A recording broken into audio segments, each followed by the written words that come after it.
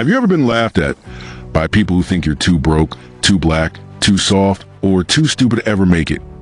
The answer didn't matter, because if you've been there, you already know revenge doesn't come with fire or fists. It comes quietly, like compound interest. When Ava Jefferson walked into the 34th floor Halston and Reeve Financial for the Monday morning meeting, her coffee had already gone cold. It didn't matter. She wasn't planning to drink it anyway. She just needed something to do with her hands, so no one would notice they were trembling. She adjusted her clearance badge, straightened her thrifted navy blue blazer, and stepped into the glass conference room where the air always felt 10 degrees colder. The executives, 6 white men and 1 white woman, barely looked up from their laptops, except for Colin. Colin grinned, not the kind that reaches eyes, the kind you wear when you rehearse your own superiority. "Ava," he drawled, "surprised to see you here this morning. Didn't you say you were moving back to Baltimore? Or was that wishful thinking?" Laughter, quiet enough to be deniable, loud enough to slice. Ava smiled. She didn't show her teeth. "I'm here, ready to work, just like you." But she wasn't like them, not even close. She was the only black woman in a department full of Ivy League legacies, trust fund babies, and nepotism hires who treated finance like a playground and her presence like a misstep in the algorithm. Her degrees were real, her resume spotless, her talent undeniable. But in this building, merit only mattered if it came wrapped in pale skin and a country club surname. What they didn't know, what no one knew, was that Ava had a secret, and the silence she kept around was worth more than all their bonuses combined. 3 months earlier, she couldn't afford her own groceries. Her apartment was a 1-bedroom in East Harlem with peeling walls, a leaky faucet, and a window that didn't fully close. She kept her mother's old blanket stuffed into the frame during winter. Her checking account barely skimmed past $80 after rent. Every month, she played financial Tetris with her bills, rationing electricity and delaying medical copays. And then, there was her mother's voice, leaving voicemails she couldn't always return. "Ava, I'm proud of you. I know it's hard, baby, but keep going. You didn't come from struggle just to end in struggle." She would whisper back into the silence, "I won't, Mama. I swear I won't." She wasn't supposed to be here. Not at Halston and Reeve. Not in finance at all. She came from South Baltimore. The kind of place where dreams got small because survival took up too much space. Her mother worked 2 jobs. Her father left when Ava was 9. She clawed her way through scholarships, work-study jobs, and relentless nights learning Python and financial modeling from YouTube and borrowed textbooks. She didn't have connections. She had grit. And still, grit didn't pay the bills. On the night that changed everything, Ava had been crying in the office bathroom. Again, she hadn't received the promotion. Again, Colin got it. Again, even though she worked overtime every night, submitted more reports, and landed a new client 2 weeks ago that Colin had no part in closing. She stared at her reflection. The overhead lights flickered. Her makeup had smudged under her eyes. She didn't bother fixing it. Outside, laughter echoed from the break room. Colin and the others. Jokes about her expense suit, about the scent of shea butter she always wore, about how she'd probably make a good admin if she tried. She didn't cry this time. Not really. She just felt empty. Then she opened her phone. Out of habit, her guilty habit, Reddit. She scrolled through threads on FIRE, financial independence, retire early, dreaming of escape, of power, of walking out of this building and never coming back. But that night, one post stood out. $1,000 into this startup in 2018. Today it's worth $210,000. AMA. Curious. Skeptical. Desperate. She clicked. It was a startup in AI-generated medical diagnostics. The guy had gotten in through a beta crowdfunding platform called QuantVest, still in invite-only mode. It specialized in connecting underrepresented investors to early-stage tech startups. The catch? You had to do your own research, and the risk was sky-high.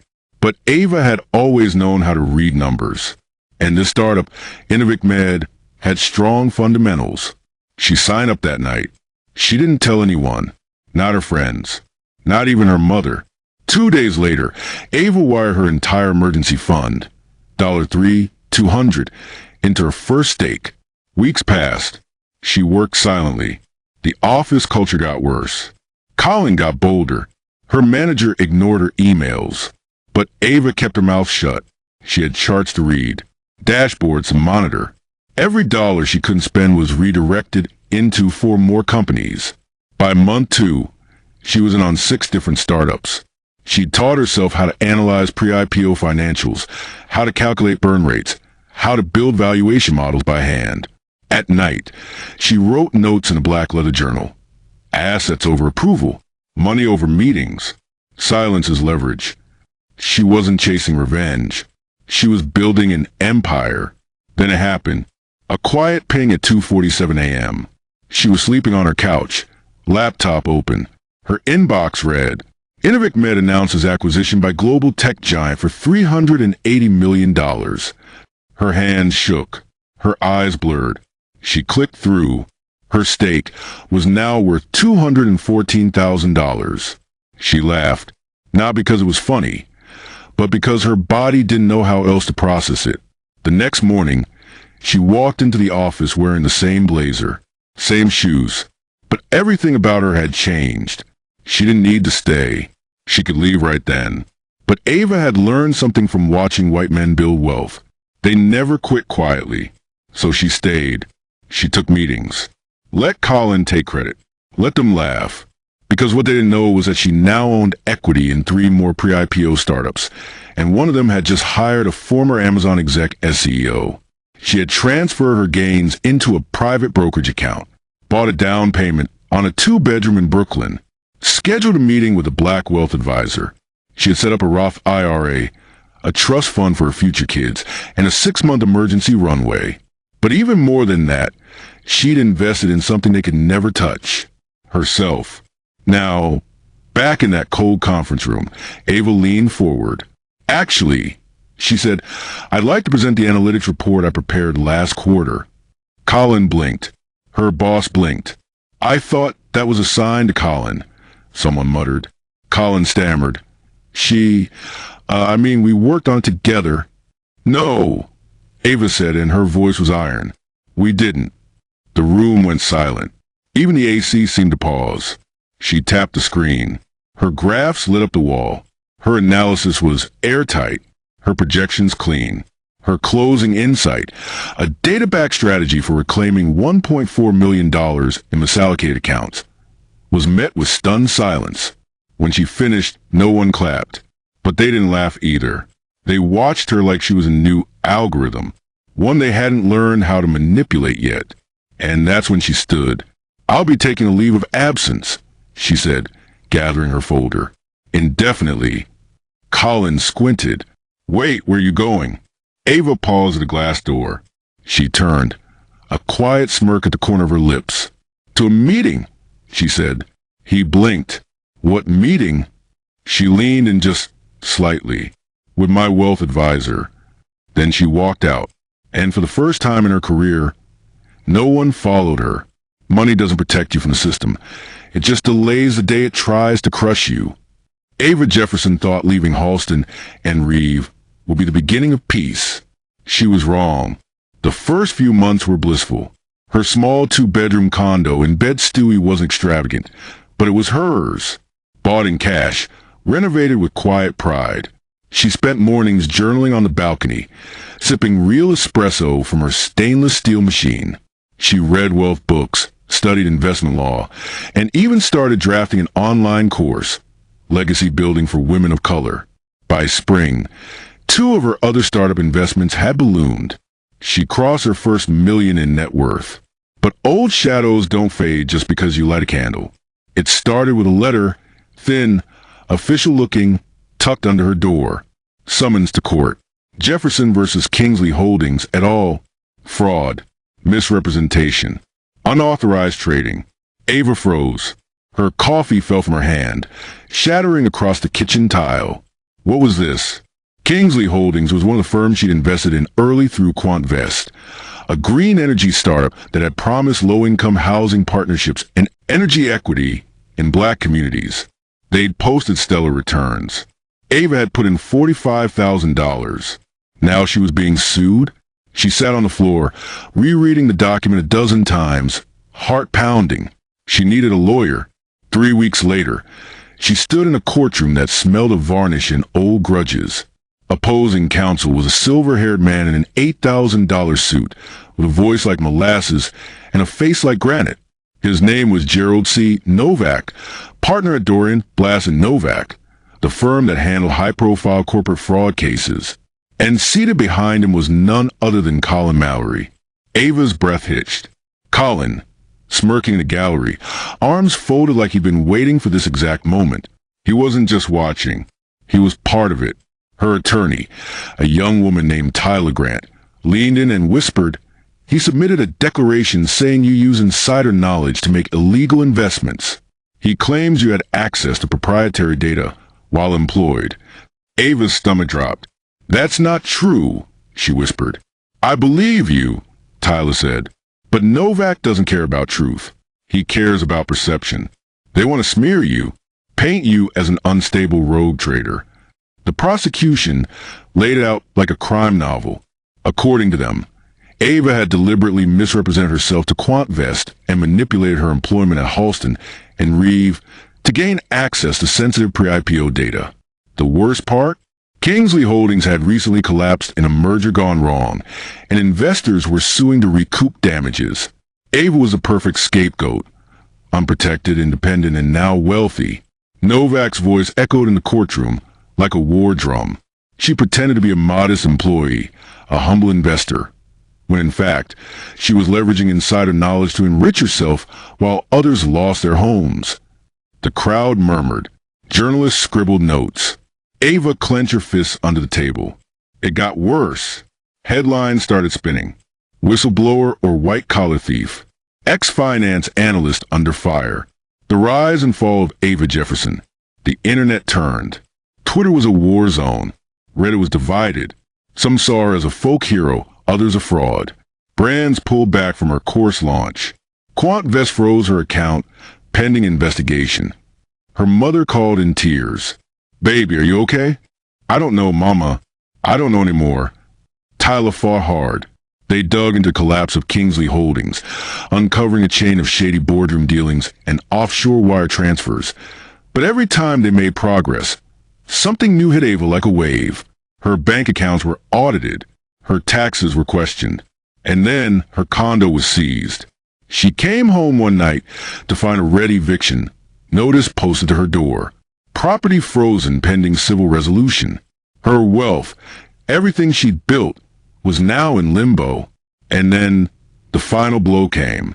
Judge Eleanor Marston, a white woman known for her pro-business record, declared Ava a flight risk and demanded a $500,000 cash bond to keep her assets from full forfeiture. Tyler slammed her hand on the table. "Your Honor, this is a civil case, not a criminal trial." The judge didn't flinch. "She has access to offshore platforms. I will not allow her to liquidate and disappear." Ava stood, tears brimming. "I built everything by myself. I didn't steal. I invested in hope when all I had was fear." The judge looked at her with chilling detachment. "Hope doesn't change the law, Ms. Jefferson. Court is adjourned." Ava walked out into the pouring rain, her heels cracking against the stone steps. She was soaked before she reached the curb. Reporters crowded, flashing lights in her face, shouting questions. "Did you steal funds? Were you trading illegally? Are you guilty?" She didn't answer. She couldn't. She got into Tyler's car, slammed the door, and broke down. 2 nights later, Ava was sleeping on a couch in her friend Maya's one-bedroom apartment in Flatbush.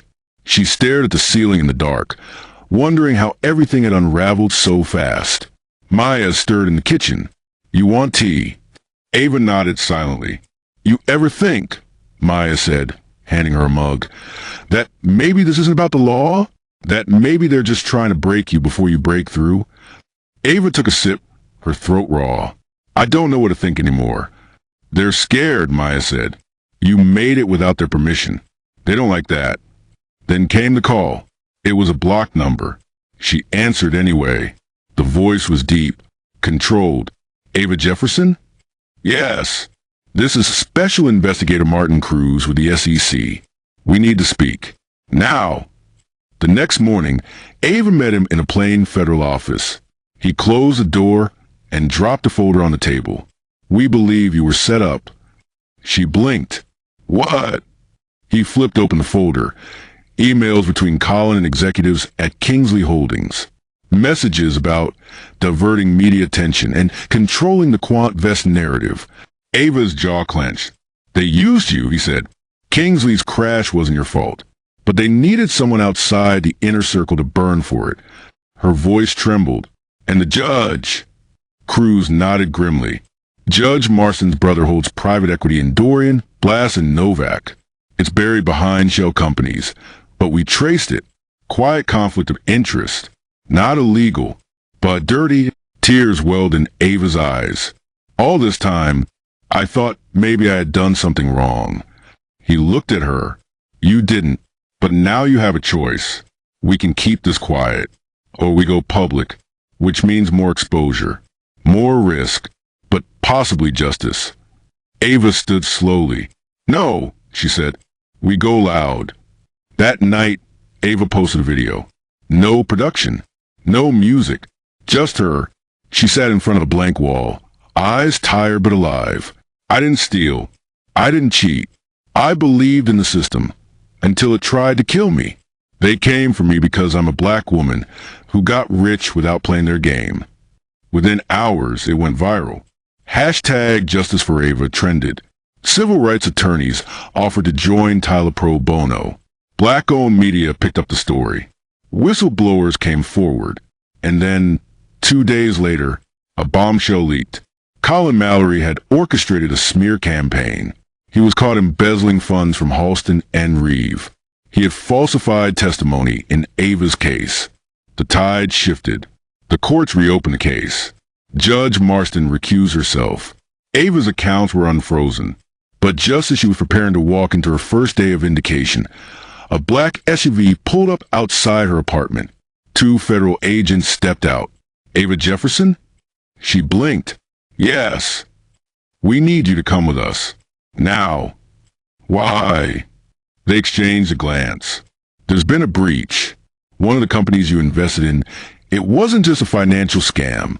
It's tied to something much bigger. Her heart froze. What do you mean? The agent leaned in. We're talking international laundering, cartels, shell corporations, and we think someone on the inside gave them access to your profile. She stepped back. You think I'm involved? No, he said.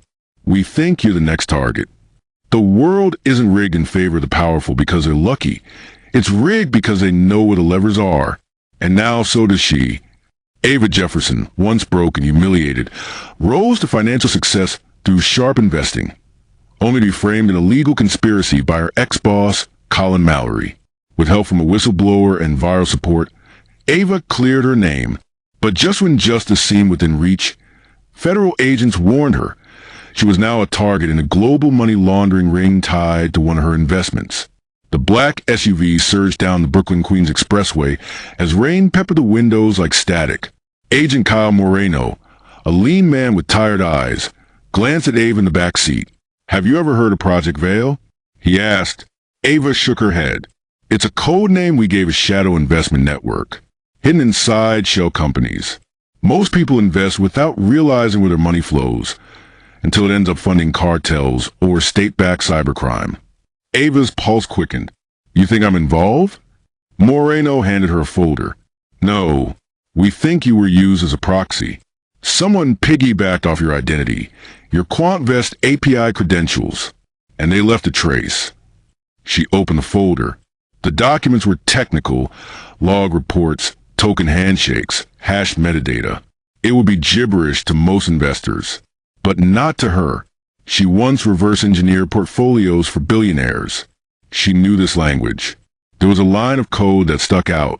object.dfx.chainlink.api.pull user_shadow12. That's not mine, she said. I never set up a user_shadow12 subkey. Moreno nodded. Exactly. We tracked that access to a remote data center in Geneva. It was masked under something called Polystride Holdings, one of your supposed investments. Ava's mind raced. Polystride. That was a small AI logistics firm she put $20,000 into. It had reported abnormal growth, and she'd assumed it was a sleeper hit. Now it looked like the heart of an international scheme. They brought her to a quiet federal cyber intelligence lab near D.C.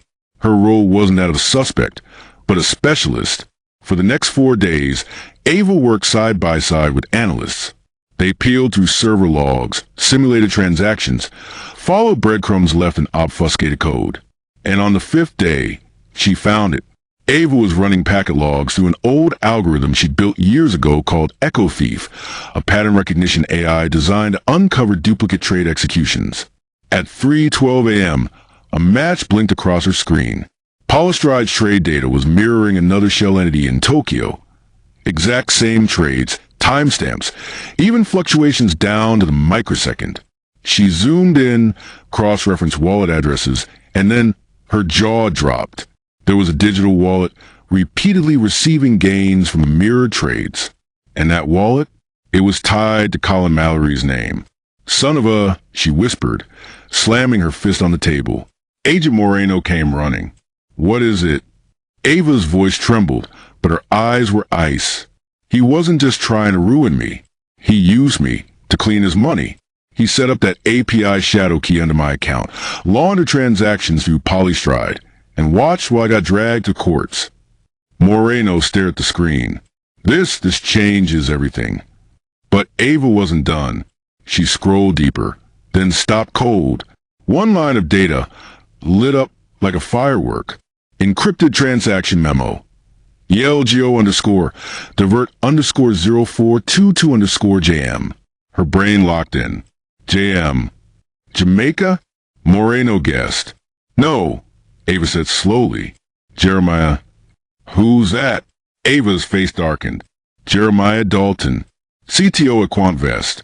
We worked together. He was one of the few who treated me like I belonged. She exhaled sharply. And he's also the one who told me about Polystride. 2 days later, she met Jeremiah at a rooftop cafe overlooking Manhattan. He looked older, thinner, nervous. You brought this on yourself, he said as she slid into the seat. Ava raised a brow. I haven't said a word yet. He sipped his coffee, eyes darting. You found the ALGO underscore divert string, didn't you? I did, she said, and the wallet linked to Colin. Silence. Jeremiah looked out at the skyline, like it could save him. They threatened my daughter, he finally said they'd expose her medical files. She's bipolar. Stanford would have rescinded her scholarship. Ava felt her breath catch. I didn't want to hurt you, he whispered, but they needed someone clean to bury the transactions under. So you used me. I thought you'd never find it. The logs were supposed to be off-grid. But you forgot something, Ava said. What's that? She leaned in. I built the algorithm that found it. Back at the lab, Ava made a decision. She asked for access to all Polystride trade data, including encrypted backups. The analyst warned her, we haven't cracked those files. It could take months. But Ava wasn't like them. She had history with this data. She dove into the encrypted memos, tracking timestamps, anomalies, hex flags. And that's when she found something extraordinary. A subroutine, hidden inside a mirrored wallet chain. It was labeled fallback underscore Phoenix 42. That wasn't a laundering tag. It was a failsafe. Inside, it was a compressed block of smart contracts. They outlined an auto-activation condition. If Polystride's legal license was revoked or blacklisted, the smart contracts would trigger an asset burn and redirect all clean proceeds to a backup wallet. Ava's heart thundered as she decrypted the backup wallet ID. It was registered under a shell corp in Nevada. The listed owner? Ava J. Jefferson. She stared at the screen. Colin had buried a disaster plan, possibly protect himself in case the scheme collapsed. But because Jeremiah used Ava's API token, the fallback attached to her identity. And the wallet? It now held $9.7 million. Clean, audited, blockchain verified. She turned to Moreno, stunned. "I own the failsafe wallet." He blinked. "You mean?" "I just found the back door to the entire operation." They moved quickly. The DOJ launched an emergency injunction.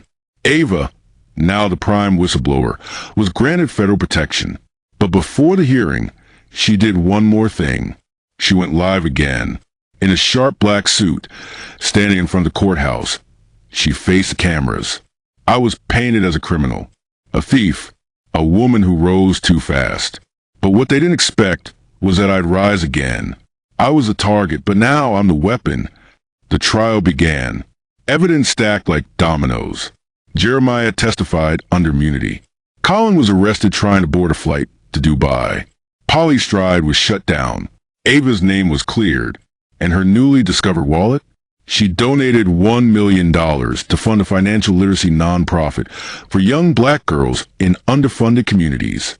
But just when the story seemed to end, it didn't. One night, back in her condo, Ava got a message, a direct email. No sender, no header, just a line of code. Shadow 12 at root that reinitiate X/Veilgate. She froze. That wasn't Colin's syntax, or Jeremiah's. She opened a secure terminal and tried the path. A new string decrypted. Phase 2 begins. The real game was never Polystride. Ava stepped back, breath shallow. She wasn't done. She was just on the edge of something far bigger. When you peel back the final layer of power, you don't find kings or presidents. You find code, silence, and someone willing to play dirtier than anyone else. Ava was learning how to play. After being framed and betrayed, Ava discovered a hidden smart contract in a fake investment, Polystride, that redirected nearly $10 million into a wallet linked to her. Now vindicated and wealthy, she prepares to wield real power. But a mysterious message hints that her victory was only the beginning.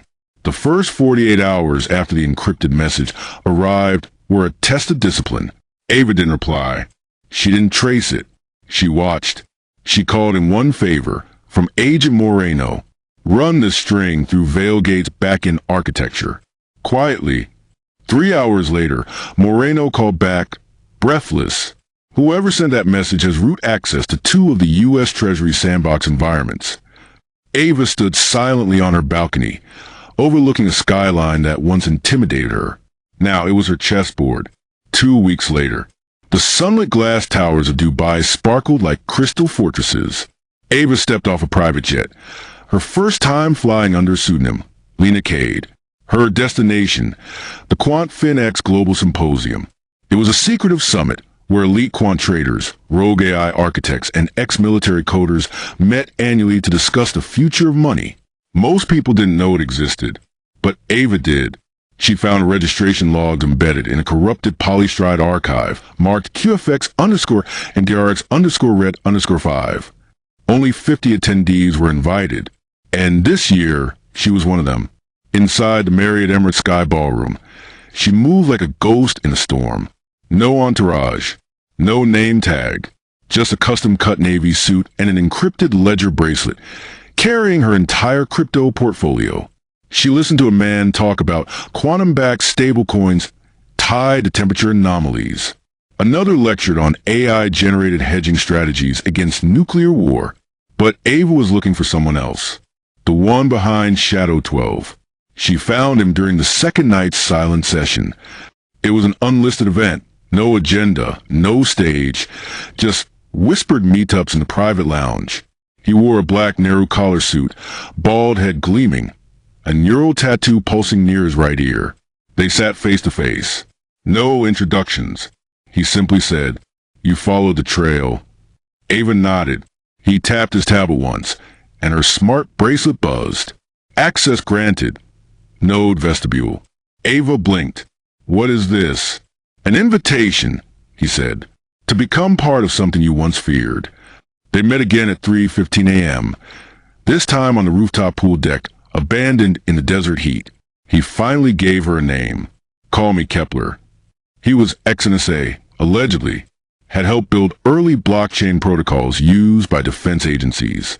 Now he worked with an anonymous investment coalition known as the Vestibule, a darknet node of wealthy digital sovereigns who use predictive AI and loophole laws to control black market economies without ever breaking a single legal code. "You've touched the edge of the game," Kepler said, sipping water. "But the next move? That takes blood."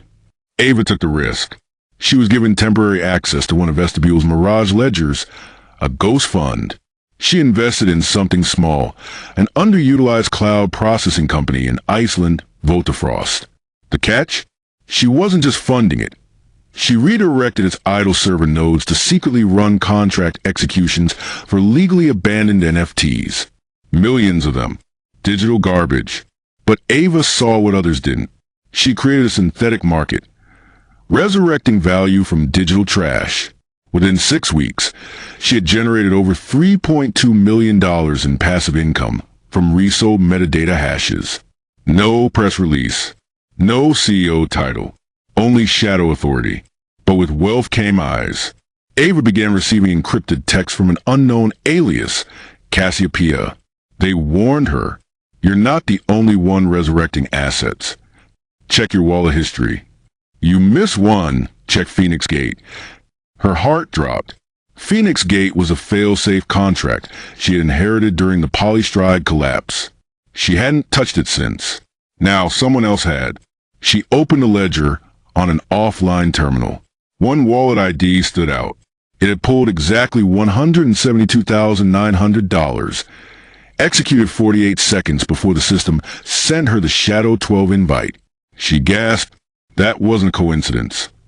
Someone had known all along. Someone inside. She called Kepler.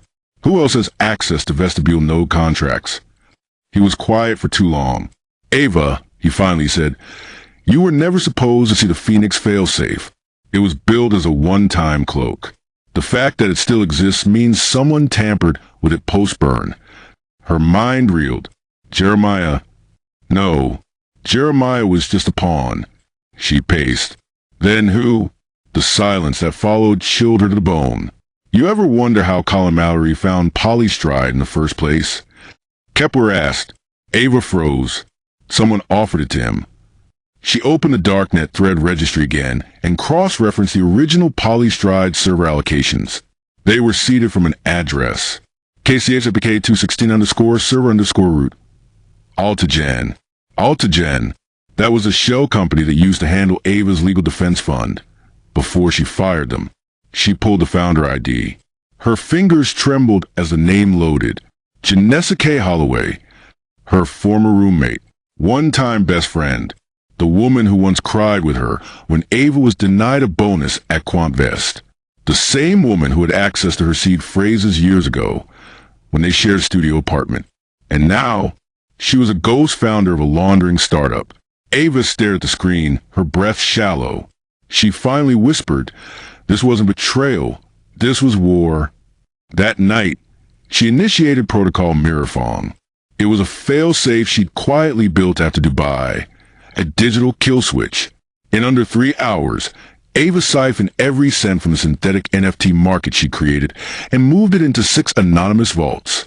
The next day, she transferred $500,000 to a DC law firm under a new initiative, the Sentinel Capital Legal Fund, a program to investigate financial crimes committed by unregistered LLCs with federal contract ties. Their first target? Altagen. But Ava didn't stop there. She returned to Brooklyn, quiet and deliberate, bought a dilapidated fintech co-working space, renamed it EtherPoint, made it free for women of color in tech. And she didn't appear in any press releases, just kept building. One transaction, one loophole, one ghost fund at a time. 6 months later, at a silent digital auction hosted by the Vestibule, Ava bid on a rare digital artifact. The Root Terminal, a Cold War-era supernode server used to test nuclear failover protocols in encrypted environments. She won the bid, $6.1 million. And with that, she didn't just buy hardware. She bought history and a hidden cache of defense contracts buried inside its archive system. As she decrypted the final file that night, a voice echoed through her screen. An audio file, masked but clear. Hello, Ava. You're not the first to rise like this, but you might be the last. She stared at the waveform, heart pounding. Then a second voice appeared. Female. Familiar. Janessa. I never meant to hurt you, but now you've stepped into a machine you can't shut down. And finally, a third voice, robotic. Cold. Phase 3. Execution key confirmed. All protocols now under Ava Jefferson's biometric control. She froze. The screen flickered, then went black. Across the city, 6 dormant wallets woke up simultaneously, each one tied to Ava, each holding tens of millions. Funds she didn't even know existed. The machine wasn't shutting down. It was waking up, and she was now the central authority. Power doesn't just reveal who you are, it makes everyone else reveal themselves. The moment the root terminal activated, Ava Jefferson became something new. She wasn't just wealthy anymore. She was a threat. To institutions, to hidden empires, to the corrupt elites who had profited from her downfall. 6 phantom wallets had been activated. They now displayed balances totaling over $89 million. Buried within their metadata were hashes, legal breadcrumbs pointing to encrypted contracts. And Ava? She was the only living person authorized to unlock them. Contracts that implicated high-level judges, bank executives, and even Senator Hallstrom, the man who once lobbied to block Ava's whistleblower protection case. Ava understood now. The polystride collapse wasn't a glitch. It was a test, and she had passed.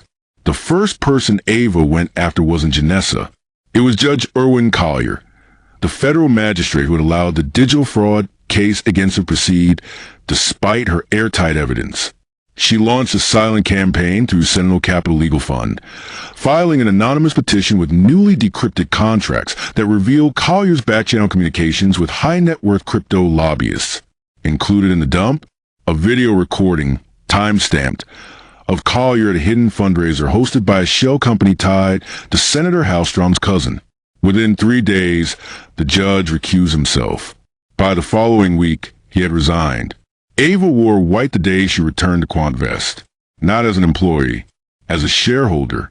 She had anonymously acquired 12% of the company through silent partners and proxy trusts over the last 4 months.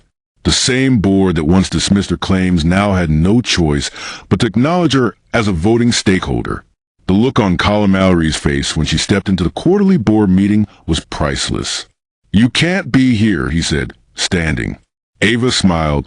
"I can. In fact, I own more shares than you." The room went silent. Mallory's face turned the color of spoiled wine. She didn't humiliate him publicly. No theatrics. Just business. But before she left, she turned to the room and said, "Some of you laughed when I said the system was rigged. You were right. It is. But I learned how to build my own." And then she walked out. The next day, the stock dropped 18% on rumors of internal shareholder tension. Ava didn't flinch. She had already shorted the fall. Tracking Janessa wasn't easy. She'd gone completely off-grid. No bank accounts. No active passports. But Ava had learned to read digital shadows. She traced a cold storage device activated in Cape Town, accessed via an old credential Janessa had used in college. It took 2 weeks of surveillance, multiple VPN reroutes, and 1 discreet bribe to a Kenyan customs agent. But eventually Ava found her. She was staying at a private resort in Seychelles, under the name Claire Benton. Ava flew there, alone. They met on the beach. No security. No weapons. Just 2 women in the open, with an ocean between them and the world. Janessa didn't speak at first. She just stared, then said, "So you found me?" Ava nodded. "You betrayed me." "I protected you." Janessa snapped. "Polystride was going to burn with or without you. I made sure you weren't buried in it. You also stole from me. I invested in you." Ava paused. "You used my seed phrases." Janessa looked down at her feet. "I did." The moment hung heavy between them. Ava reached into her bag and tossed something into the sand. A cold wallet. "This is everything I took from the system. Every contract. Every ghost fund. Including the ones that implicate you." Janessa's eyes widened. "You're giving it to me?" "No," Ava said, stepping closer. I want you to walk back with me, not as my friend, as a witness. To what? To the fall.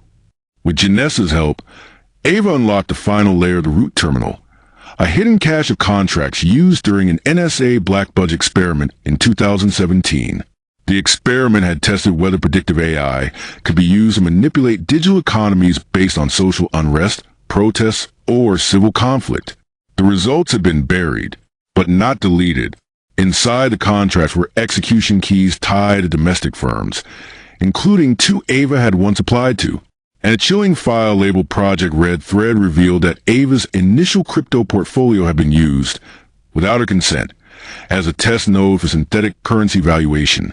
She hadn't just been a victim. She'd been targeted. She compiled the evidence into a master file, blackbox_0, then sent it to 4 places.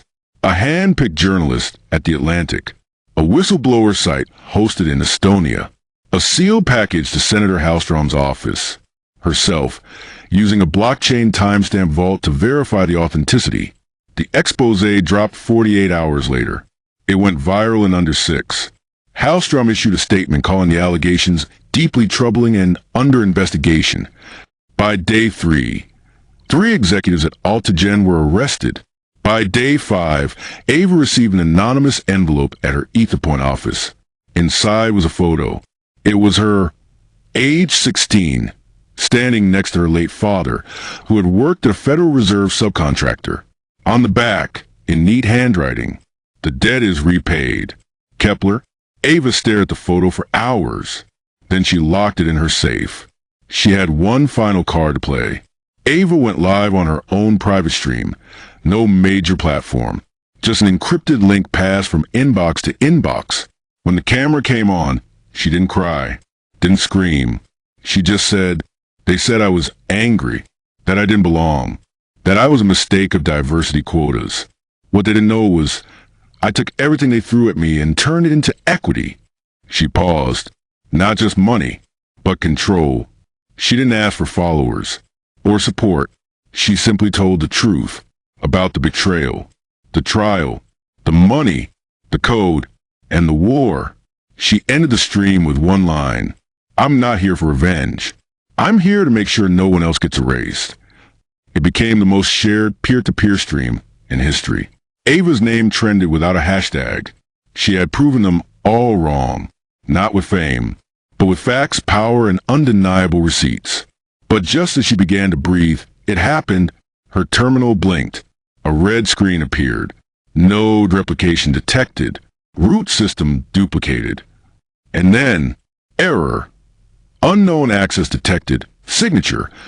K8707889A. A new voice came through the speakers. Distorted. Masculine. Mechanical. "Congratulations, Ava. You've reached the top. But you didn't think you were the only one, did you?" She leaned forward, heart racing. "We built this world for people like you. Now, let's see if you can survive it." The screen cut to black, and all 6 of her vaults began auto-splitting into unknown wallets. She wasn't being erased. She was being invited. This world isn't fair. It was never designed to be. But some of us learned the code and rewrote the rules. The screen remained black for 17 seconds. Ava stared at it like it might blink first. Node replication detected. Root system duplicated. Error. Unknown access detected. Signature. K8707889A. The voice still echoed in her ears. "We built this world for people like you."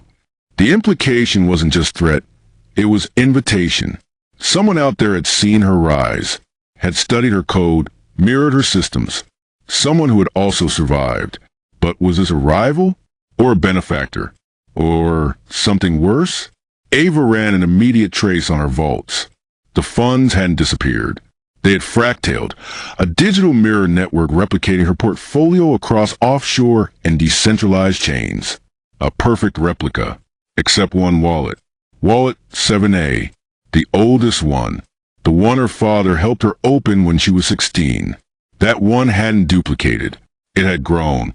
From $0 to $478 million. And beneath the balance, a message. The last piece is yours. Use it wisely. K. 1 week later, the world knew her name. Not just Ava Jefferson, the ex-employee, or Ava the activist, or Ava the whistleblower.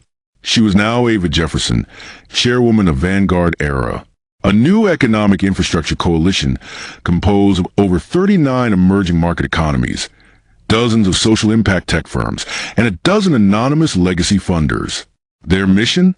Not to break the system, but to replace it. Ava stood atop the rooftop of the Helix Tower in Geneva. Her digital fund, Black Box Capital, had crossed $1.2 billion in assets. She had appeared on Forbes, Bloomberg, and even 60 Minutes.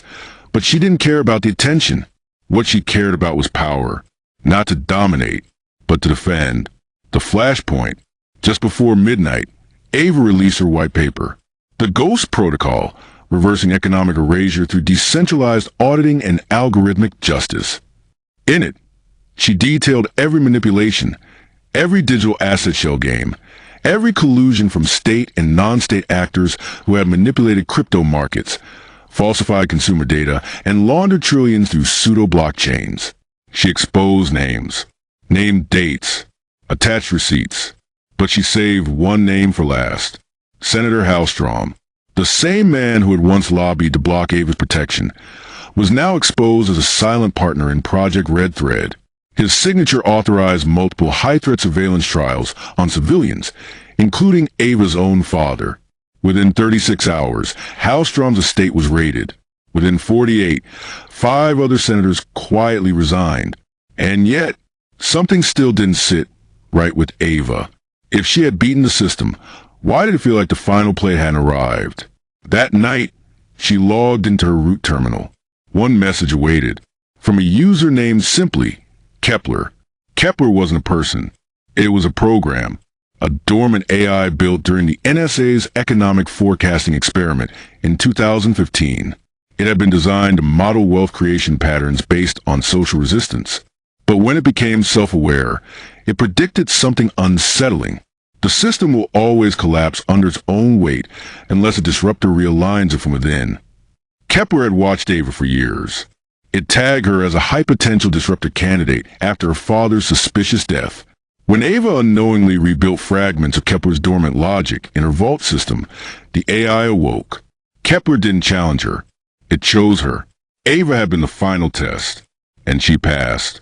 The next day, Ava announced the launch of the Era Fund, a decentralized initiative offering $100 million in microcapital to historically erased entrepreneurs, women, black founders, indigenous creators, ex-convicts with innovation proposals. It wasn't charity. It was repayment. Ava created a 3-minute film to accompany the launch. It opened with the phrase, "They laughed at the black woman in the office." And it ended with, "But now the office belongs to her." She returned to her old neighborhood. Not with a camera crew, not for press. Just her and a new set of keys. The same brownstone apartment complex her family was evicted from was now owned by Black Box Living, one of her subsidiaries. It would now serve as rent-free housing for women rebuilding after financial devastation. She walked up to the first tenant herself, handed her the keys. No speeches. Just, "I see you." She visited QuantVest HQ1 last time. Colin Mallory had resigned. The office was eerily quiet. She went into the elevator, hit PH. Penthouse. The doors opened into the boardroom where she had once been laughed at. She stood at the head of the table. Not to sit, but to leave a note. "You taught me that the system doesn't reward honesty. So I built one that does." She placed the letter down, along with a black box card, then walked out, never looking back. Ava's name became more than a headline. She was cited in law schools, business courses, underground tech forums, black Twitter threads, venture capital war rooms. People didn't just respect her. They studied her. How did she do it? How did she turn betrayal into blueprint? Discrimination into dividends? Loss into leverage? In her final public broadcast, one streamed not through traditional networks, but a private mirror node she gifted her followers. Ava looked straight into the lens and said, "I wasn't born rich. I didn't go to the best schools. And I sure as hell didn't get here by being nice." She leaned forward, But I studied everything they use against me. The loopholes, the language, the silence, and I made it mine. She paused, then smiled, not with arrogance, but certainty. If you're watching this, you're not broken.